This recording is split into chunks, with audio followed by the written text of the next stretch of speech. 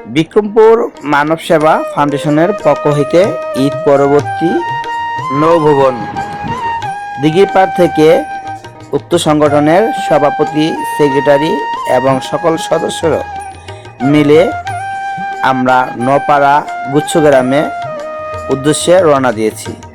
খুবই চমৎকার সেই দিনটি, না বললেই নয়। সেই দিন অনেক আনন্দ হয়েছে, অনেক সুন্দর খেলা হয়েছে।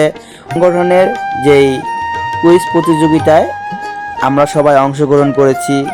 যে সংগঠনে হাড়ি ভাঙা প্রতিযোগিতায় আমার মেয়ে ফার্স্ট হয়েছেন, উম্মে হাবিবা। আমার ছেলে সে টিকিট পেয়েছেন। আমাদের খুবই ভালো লেগেছে এই সংগঠনের যেই ঈদ পরবর্তী নৌভবন এবং নপাড়া কাচিকাটা গুচ্ছগ্রামে ঘুরে।